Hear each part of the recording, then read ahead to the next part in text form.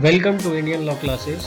मैं एक नया टॉपिक इंट्रोड्यूस कर रहा हूँ, 500 important legal terms and concepts. ये आपके क्लैट में, आईलेट में, अगर आप बिगनर हैं, लॉ स्टूडेंट अभी फर्स्ट ईयर सेकेंड ईयर में ही हैं, तो आप उसके लिए भी बहुत इंपॉर्टेंट है, बहुत अच्छे हैं। ये नॉर्मल लोगों को भी पता होने चाहिए, ये जो भी मैंने इसमें कवर किए हैं। मेरा नाम है अनुभव नंदन त्यागी। चलिए शुरू करते हैं। तो हमारी पहली लीगल टर्म है एब इनिशियो। एब इनिशियो मतलब फ्रॉम द वेरी बिगनिंग। इसका हिंदी में मतलब होता है शुरुआत से, फ्रॉम द स्टार्टिंग। ठीक है, शुरुआत से।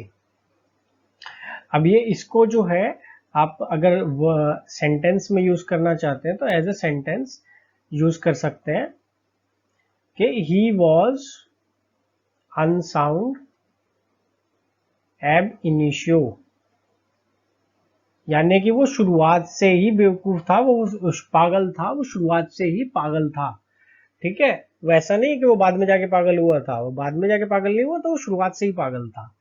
ठीक है, इसको आप अगर लीगल टर्म में यूज करते हैं तो हम बोलते हैं agreement of a minor is void ab initio. ठीक है, यानी कि जो एग्रीमेंट होता है, जो भी माइनर करता है, वो शुरुआत से ही वॉइड होता है। वॉइड मतलब खाली, खाली होता है इसका मतलब। ठीक है, और लीगल में इसका मतलब होता है इनवैलिड, यानी कि विच इज नॉट वैलिड। ठीक है, तो एग्रीमेंट जो भी करेगा minor, that will be invalid from void ab initio. It is not that later it becomes void, no, it is void ab initio, शुरुआत से ही वॉइड होता है वो। ठीक है, चलिए हम आगे चलते हैं। एक्टस रियस। एक्टस रियस का मतलब होता है गिल्टी एक्ट। ये दो वर्ड होते हैं, एक होता है एक्टस रियस, होता है मेंस रिया। ये होता है गिल्टी माइंड। ठीक है, अब इसका मतलब क्या होता है, कोई भी व्यक्ति जो होता है, जब उसको ऑफेंस करना होता है तो उसके दो कंपोनेंट होते हैं, एक होता है मेंस रिया और दूसरा होता है गिल्टी माइंड। ठीक है, अब इसके अंदर क्या होता है, एक्टस रियस, मेंस रिया और actus reus. Mens rea is guilty mind and actus reus is guilty act.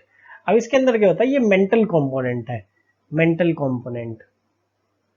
इसमें क्या होता है, कोई भी व्यक्ति जो भी अपने दिमाग में सोचता है, ठीक है, अगर किसी का मर्डर करना है तो सबसे पहले आदमी क्या करेगा, वो पहले सोचेगा ना कि उसका मर्डर करना है। मान लीजिए एक्स का मर्डर करना है, ठीक है, तो पहले सोचेगा ना आदमी कि एक्स का मर्डर करना है।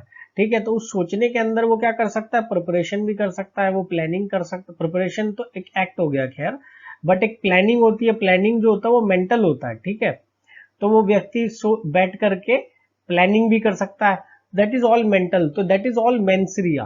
ठीक है, विद द इंटेंशन, इंटेंशन होना कि हाँ उसको मर्डर करना है, उसको खत्म करना है। ठीक है, ऐसा आशय होना। एक्टस सीरियस होता है जब वो एक्ट में कन्वर्ट हो जाता है, जब जो भी आपके दिमाग में चल रहा है, जो भी उस व्यक्ति के दिमाग में चल रहा है, वो एक्ट में कन्वर्ट हो जाता है। जब वो क्या करता है उसके लिए एक्टस सीरियस, यानी कि वो फिर जो है प्रिपरेशन करने लगता है, that is also an act. Prepare करना, क्या करना, जैसे नाइफ खरीद के लाया मर्डर करने के लिए, नाइफ खरीद के लाया, या फिर वो मर्डर वेपन कुछ और खरीद के लाया, जैसे कि गन खरीद के लाया, तो that is also an act.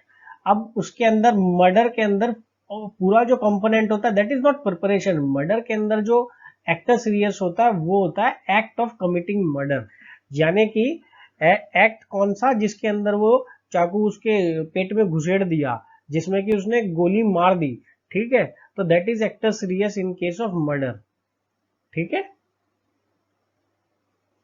तो इसका मतलब क्या हो गया, मेंसरिया होता है केवल जो दिमाग में मेंटल कंपोनेंट जो था, और एक्टर सीरियस जो मेंटल जो दिमाग में चल रहा था उसको आपने रियलिटी, आपने नहीं मतलब उसको व्यक्ति ने उसको रियलिटी में कन्वर्ट कर दिया, उसको एक्ट किया उसके ऊपर। चलिए आगे बढ़ते हैं। अगला है minor. A person under the age of 18, 18 साल से कम का व्यक्ति, कोई भी व्यक्ति हो, लड़का या लड़की 18 साल से कम का होना चाहिए, उसको माइनर बोलते हैं। अब ये जो डेफिनेशन थी ये पहले अलग अलग थी, हर एक केसेस में 18 ईयर्स होता था, बट प्रॉपर्टी के जो केसेस होते हैं उसके अंदर जो एज थी वो अर्लियर इट वाज 21।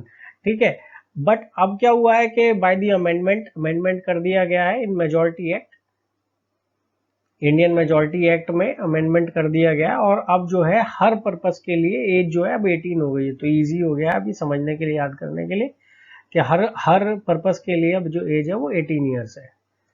अगला क्या है हमारा, मेसने। सब मैं भी पहले मेसने बोलता था, इसको एक्चुअल में बोला जाता है मीन प्रॉफिट, मीन प्रॉफिट। ठीक है, मीन प्रॉफिट, मीन राशि होती है ना, वैसे ही होता है ये, मीन प्रॉफिट बोला जाता है इसको। ठीक है, अब ये profits which have accrued while there was a dispute over land ownership वगैरह, ये आप पढ़ लीजिएगा, मैं आपको इसको समझा देता हूँ मैं।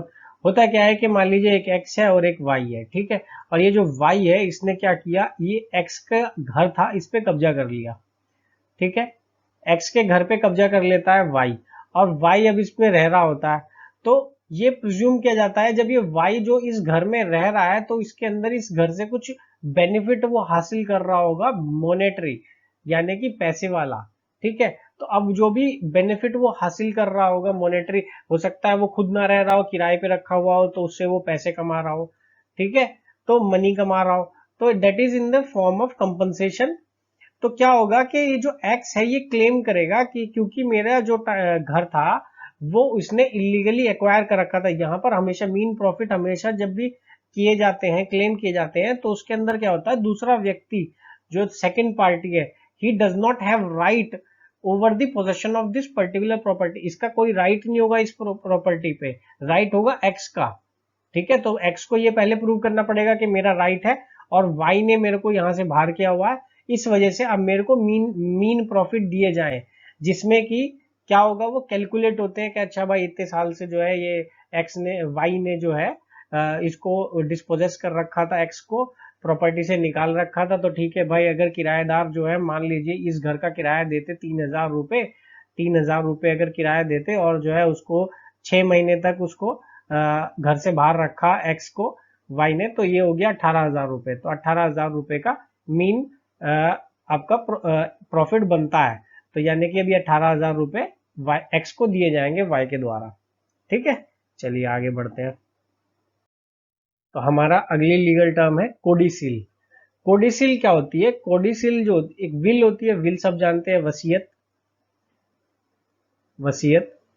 तो वसीयत जो भी होती है उसको, उसके अंदर जो भी अमेंडमेंट करते हैं, जो चेंज करते हैं, एडिशन करते हैं इस एग्जिस्टिंग विल के अंदर, एक नई विल बनाने की जरूरत नहीं पड़ती है, बल्कि उसी के अंदर थोड़ा सा चेंज करते हैं, तो उस जो नया चेंज होता है उसको कोडिसिल बोलते हैं। उसको एक अलग से एक जो भी बनाया जाता है। अब इसके अंदर कोडिसिल के द्वारा आप जो लास्ट वाली विल है उसको खत्म भी कर सकते हैं। ठीक है, तो इट कैन अमेंड, अमेंड का मतलब कुछ भी चेंज करना, एडिशन करना एग्जिस्टिंग विल में, तो उसको हम कोडिसिल बोलते हैं। ठीक है, प्रोबेट लॉ क्या होता है, तो इसके पहले इसको समझ लेते हैं हम कि प्रोबेट क्या होता है। प्रोबेट एक्चुअल में क्या होता है कि probate is the legal process of deciding. एक ये लीगल प्रोसेस होता है, इसके अंदर कोर्ट क्या करती है, कोर्ट डिसाइड करती है कि जो विल है, दैट डिसाइड दैट जो विल है वो सही तरीके से बनाई गई है, करेक्टली बनाई गई है, और जो है उसके अंदर जो भी इंफॉर्मेशन दी गई है विल के अंदर वो सारी की सारी करेक्ट है या नहीं है। ठीक है, उसके बाद क्या करती है, वो प्रोबेट बनाती है, और वो प्रोबेट क्या होता है, दैट इज एनफोर्सिएबल, क्यों, क्योंकि उसके ऊपर स्टैंप ऑफ कोर्ट हो गई। ठीक है, तो अब प्रोबेट लॉ यानी कि यही, इसी लॉ को बनाने, प्रोबेट बनाने के लिए जो भी लॉ है, इससे रिलेटेड जो भी लॉ है उसको प्रोबेट लॉ बोलेंगे। ठीक है, चलिए आगे बढ़ते हैं। Civil law. Civil law actual में ये टर्म है, ये आया है जस्ट सिविल से, जस्ट CIVIL। ये रोमन्स यूज किया करते थे इस टर्म को, जस्ट सिविल। अब ये क्या होता था, ये जो भी सिटीजन्स के ऊपर जो भी लॉ लगता था तो उसको सब बोलते थे जस्ट सिविल। ठीक है, तो दैट इज, अब फिर बाद में वो इंग्लिश कॉमन लॉ से थोड़ा अलग है, old Roman law, Roman law, but ये इंग्लिश कॉमन लॉ ने अडॉप्ट कर लिया एक तरीके से बहुत सारे इसके जो मैगजिम्स हैं, जो कॉन्सेप्ट्स हैं। ठीक है, तो इसका मतलब क्या होता है, सिविल, सिविल तो सबको पता होता है कि एक्चुअल हिंदी इसकी अगर आप ये देखें तो दो दो होते हैं, एक तो फौजदारी होता है और दूसरा होता है दीवानी। तो ये होता है सिविल, सिविल कोड, और ये होता है क्रिमिनल। ठीक है, अब सिविल के अंदर क्या होता है, ज्यादातर जितने भी सिविल केसेस होते हैं जिसके अंदर भी मनी इन्वॉल्व होता है, मनी, इसके अंदर कोई पनिशमेंट नहीं होती। Main difference between civil and criminal is कि क्रिमिनल में पनिशमेंट होती है, सिविल के अंदर कोई पनिशमेंट नहीं होती किसी तरीके की। ठीक है, प्रो बोनो, प्रो बोनो का मतलब होता है फ्री में, एक तरीके से मैं इसका सिंपल मीनिंग बताऊं तो वो होता है फ्री में। अब ये पब्लिक गुड के लिए जो भी किया जाता है, जो भी केसेस जो एडवोकेट्स हैं जो भी केसेस पब्लिक गुड के लिए लेते हैं तो वो क्या होता है, वो प्रोबोनो होते हैं। पब्लिक गुड के लिए लेते हैं माने कि फ्री लेते हैं एक तरीके से, ठीक है। जो PIL होती हैं, ये सारी एडवोकेट्स जो फाइल करते हैं, दैट इज ऑल फ्री। तो आप इसको synonymous, it is like a synonymous term, ठीक है, कि भाई फ्री में केस लड़ रहे हैं वो। अगर कोई बोलता है कि वो प्रोबोनो लड़ रहे हैं तो यानी कि वो फ्री में लड़ रहे हैं एक तरह से। चलिए आगे का क्या, आगे है पेटिशन। पेटिशन क्या होता है एक्चुअल में? पेटिशन होती है, हिंदी होती है इसकी याचिका, ठीक है। कोर्ट से कुछ भी रिक्वेस्ट करने के लिए, हम कुछ भी रिक्वेस्ट कर रहे हैं कोर्ट से, तो हम क्या करते हैं, एक याचिका लगाते हैं, ठीक है। तो इसके अंदर हम जो भी अपनी रिक्वेस्ट है वो बताते हैं कि हम ये सर हमको ये दे दीजिए। आप बोलते हैं ना जज साहब के पास जाके, जज साहब इंसाफ कीजिए। इंसाफ तो इंसाफ जज क्या कहेंगे, अरे भाई कुछ तो दो मेरे को कि क्या चीज पे इंसाफ करूं मैं, परेशानी क्या है आपकी। तो वो लिखा हुआ जो भी होता है तो उसको पेटिशन बोलते हैं। जिस भी कागज पे लिखा जाता है, डॉक्यूमेंट पे लिखा जाता है, तो उसको पेटिशन बोलते हैं, ठीक है। तो अब ये written submissions to the court seeking redress of an injustice, petition out of facts. अब ये आप इसको पढ़ लीजिएगा, मतलब मैंने आपको बता दिया है। आगे बढ़ते हैं, अगला है हमारा प्लेंटिफ। प्लेंटिफ कौन होता है? प्लेंटिफ वो व्यक्ति होता है जो भी केस फाइल करता है, जिसको भी परेशानी होती है कोई भी, उसका जो राइट होता है वो वायलेट हो जाता है, लीगल राइट। तो वो क्या करता है, उस राइट को एनफोर्स कराने के लिए, लीगल राइट जो होता है वो वायलेट हो गया तो उसको एनफोर्स कराने के लिए क्या करता है, वो कोर्ट जाता है। तो जो भी व्यक्ति है, ये जो भी व्यक्ति जाता है कोर्ट, उसको बोलते हैं प्लेंटिफ, ठीक है। और जिसके खिलाफ जाता है कोर्ट तो उसको बोलते हैं डिफेंडेंट, किया जाएगा डिफेंडेंट, ठीक है। तो इसको अगर एकदम लीगल उसमें बोले तो right of action, the person who has right of action, ठीक है, एंड अगेंस्ट हुम he has right of action, वो हो गया डिफेंडेंट। जिसके खिलाफ उसके पास राइट ऑफ एक्शन है, जिसके पास है वो है प्लेंटिफ, और जिसके खिलाफ है वो है डिफेंडेंट। यानी कि जो केस कर रहा है वो है प्लेंटिफ और जिसके खिलाफ कर रहा है वो है डिफेंडेंट, ठीक है। आगे चलते हैं। आगे क्राइम। क्राइम क्या होता है, मैंने अभी थोड़ा सा बताया था आपको कि सिविल होता है और एक क्रिमिनल होता है, ठीक है। तो सिविल में क्या होता है कि उसके अंदर पनिशमेंट्स नहीं, ठीक है। जेल भी अगर होती है सिविल के अंदर तो उसको सिविल प्रिजन बोलते हैं उसको। वो अलग तरीके का प्रिजन होता है, उसके अंदर बहुत सारे सुविधाएं अवेलेबल होती हैं, ठीक है। AC वगैरह भी लगा सकते हैं। लेकिन क्रिमिनल में क्या होता है, उसमें होती है पनिशमेंट, ठीक है। हिंदी में क्राइम को क्या बोलते हैं, हिंदी में बोलते हैं अपराध, ठीक है, ये तो सबको पता होगा, ठीक है। तो इसके अंदर क्या होता है कि इसको हमेशा, क्राइम के अंदर क्या होता है कि पनिशमेंट होती है, और पनिशमेंट के अंदर क्या हो सकता है, फाइन हो सकता है, उसके अंदर इम्प्रिजनमेंट हो सकती है, उसके अंदर डेथ पेनल्टी भी हो सकती है, डेथ पेनल्टी,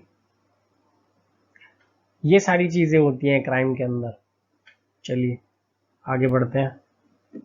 क्राइम के अंदर एक चीज और देखिए आप, हाँ मैं ये बताना भूल गया कि हाँ, ये प्रोसिक्यूशन, हमेशा प्रोसिक्यूशन जो होती है यानी कि वो होता है स्टेट यानी कि गवर्नमेंट, ठीक है। गवर्नमेंट लड़ती है केस, ठीक है। क्राइम में गवर्नमेंट केस लड़ती है उस व्यक्ति की वजह, उसकी तरफ से जिस व्यक्ति के साथ अत्याचार हुआ है, जिसके ऊपर क्राइम हुआ है, जो कि विक्टिम है, विक्टिम की तरफ से कौन केस लड़ता है, गवर्नमेंट लड़ती है, उसी को प्रोसिक्यूशन बोलते हैं, ठीक है। जो भी लड़ते हैं, एक असिस्टेंट प्रोसिक्यूटिंग ऑफिसर का एग्जाम होता है, प्रोसिक्यूशन ऑफिसर, ठीक है। तो वो क्या होता है, सरकारी वकील होते हैं, वो गवर्नमेंट के वकील होते हैं। वो क्या करते हैं, वो केस लड़ते हैं गवर्नमेंट की तरफ से, ठीक है।